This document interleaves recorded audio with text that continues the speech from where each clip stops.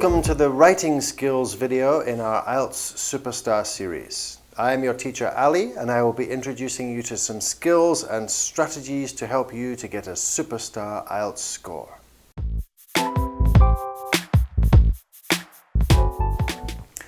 Firstly, we will take a look at the format of the writing test.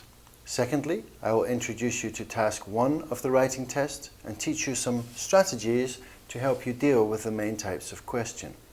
Then, in the third part, I will give you an overview of task 2 and teach you the writing skills which will equip you to write a winning essay. Okay, are you ready to be an IELTS superstar? Then let's go!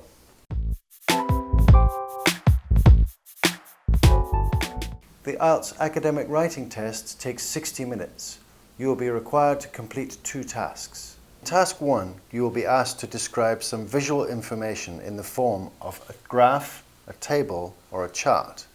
It is recommended that you spend 20 minutes on this task. In task 2, you are required to write an essay of at least 250 words. You will be given an opinion, a problem, or an issue to discuss. It is recommended that you spend 40 minutes on this task. Because task 2 counts more than task 1 towards the IELTS band score, it might be a good idea to do task 2 first. There are basically 2 types of question in task 1. Describe data, compare data and write a report, or describe a process or an object. We will now look at strategies to deal with each type of question. Describe data. Compare data. Write a report. Firstly, we need to understand the form of the information. The visual information you will be presented with takes a variety of forms. Here are the main kinds. A line chart.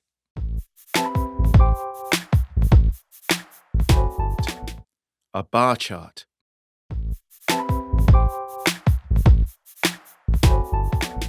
A pie chart.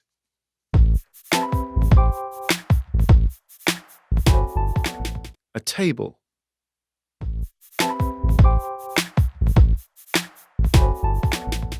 Next, you need to identify the topic words in the question. Let's look at a typical question. The graph below shows the number of cars sold between January and June. Write a report using the information in the graph. The key words in this question are number of cars sold and between January and June. After identifying the key words, you should look for the main factors. Look at the vertical axis. This shows us the number of cars sold.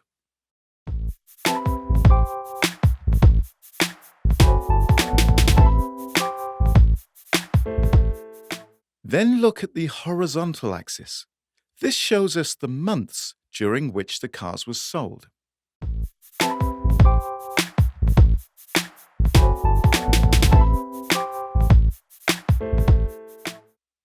The other factor is the line in the graph. This represents the number of cars sold at certain times during the year.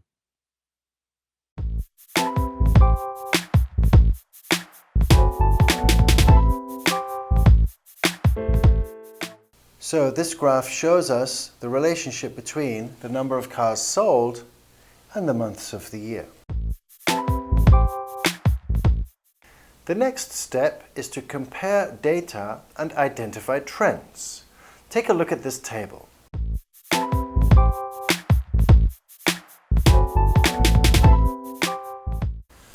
We can see that the main factors in the table are tourist destinations and the age group of the tourists.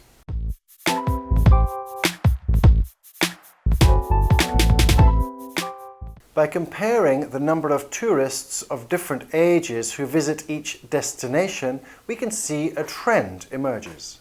The younger tourists prefer nightclubs and the older tourists prefer museums.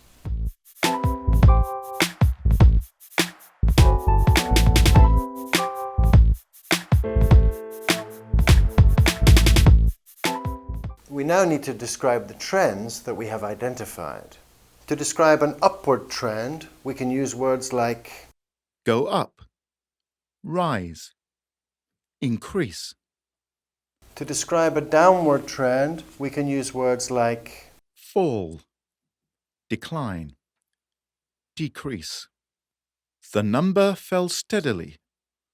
The number fell dramatically. The number fell sharply. To describe a static trend, we can use words like remain constant, remain unchanged, remain stable. The next step is to organize your writing using paragraphs into 3 parts. A short introduction, the main body of the text, a conclusion. Let's look first at the introductory paragraph. For this, we can paraphrase the question. For example, look at this question. Use the information below to write a short report on the destinations favoured by tourists in London. We can use the content in the question to write a short introduction like this. The table shows clearly that different age groups of tourists preferred different destinations in London, although some destinations were popular with all ages. In the main body of the text, we describe the visual data, and if asked, we compare and contrast or analyze the data and write a report. Let's look again at the table showing tourist destinations.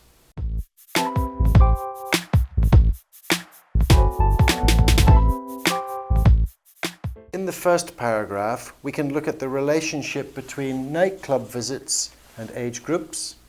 In the second paragraph, we can look at the relationship between museum visits and age groups. So the text of our answer might look like this.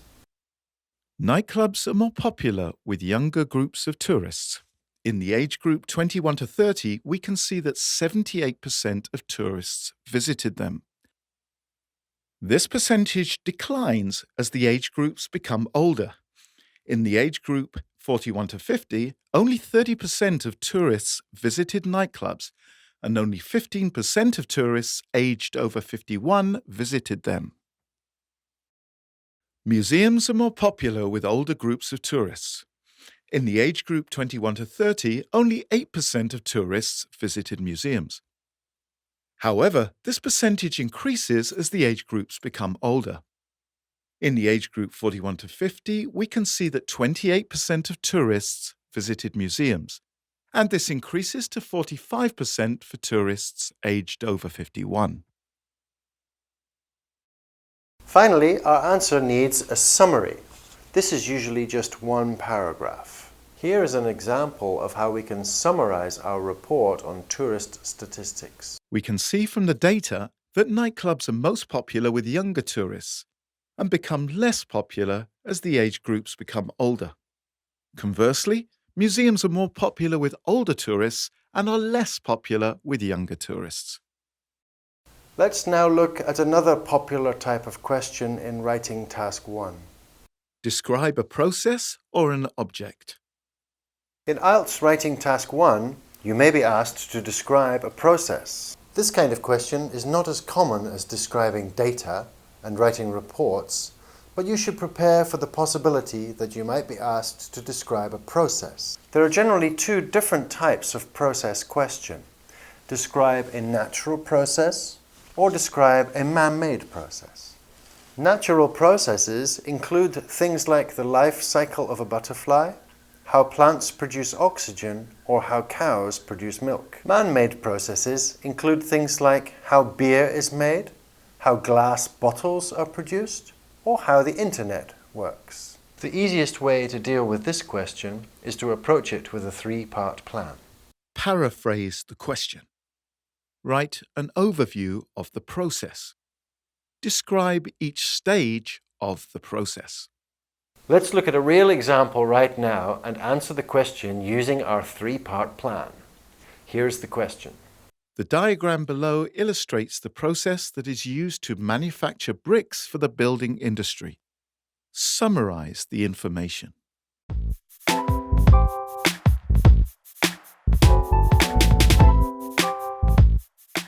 So first, let's paraphrase the question. We can simply rewrite the question in our own words, so it looks like this. The diagram explains the way in which bricks are made for the building industry. The second part of our plan is to write an overview of the process. We need to comment on the number of stages in the process and how it begins and ends. So our answer might look like this. Overall, there are 8 stages in the process, beginning with the digging up of clay and culminating in the delivery of the bricks. The third part of our plan is to describe each stage of the process.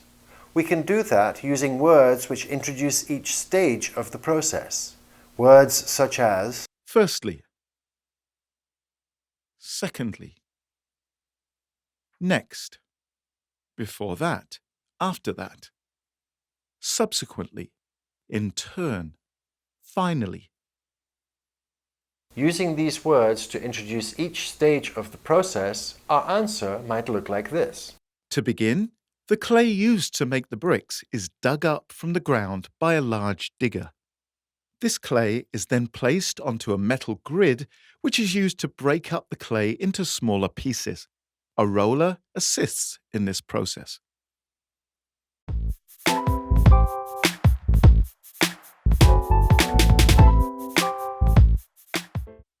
Following this, sand and water are added to the clay, and this mixture is turned into bricks by either placing it into a mold or using a wire cutter.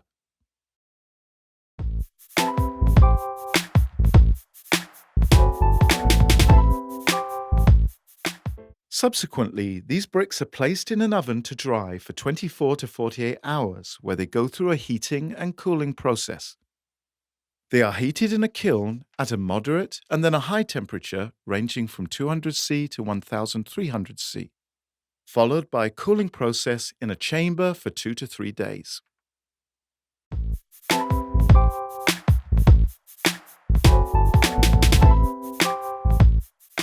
Finally, the bricks are packed and delivered to their destinations.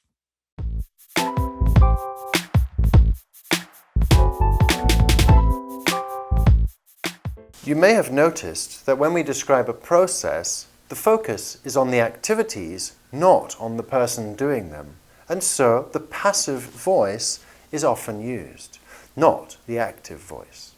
We can see quite a few examples of this in the text above. The clay in the ground is dug up by the digger. Sand and water are added to the clay. That concludes our introduction to Task 1 of the writing test. Let's now take a look at Task 2. Task 2 of the IELTS writing test is quite simply an essay question. You will be expected to spend around 40 minutes writing an essay of at least 250 words in length. Depending on the type of question, you should be able to Present and justify an opinion. Compare and contrast evidence and opinions. Evaluate and challenge ideas, evidence, or an argument. Present the solution to a problem. So what does that mean in real terms to you, the candidate? Firstly, let's have a look at the structure of an IELTS essay. Quite simply, there are 3 main parts. The introduction, around 40 words. The main body of the text, around 180 words. The conclusion, around 40 words. Now let's have a look at the 3 main types of question and some examples of each. These are: Discussion questions. you will be given a statement and asked to discuss it. For example, Computerized data collection on individuals is justified, even though it endangers the rights of individuals. Discuss. for this question, you would take the following steps. Introduce the topic and how you will discuss it. Look at the problems associated with data collection on individuals. Look at the benefits associated with data collection on individuals. Weigh up the pros and cons and give a conclusion. Opinion questions. You will be given a statement and then asked whether you agree or disagree with the statement. For example, it is very important that children should study hard at school. Time spent playing sport is wasted. To what extent do you agree or disagree? For this question, you would take the following steps. Introduce the topic and how you will discuss it. Look at the benefits of focusing on academic study. Look at the benefits associated with sport and exercise. Weigh up the pros and cons and give an opinion. Problem-solution questions. You will be given a statement outlining a problem and then asked to suggest a solution to the problem. For example, traffic accidents are robbing our society of people who could be living useful and productive lives. How can we prevent traffic accidents? For this question, you would take the following steps. Outline the problem and how you will discuss it. Suggest a solution and develop it in more detail. Add one or more suggestions and develop in more detail. Summarize your solutions and give a conclusion.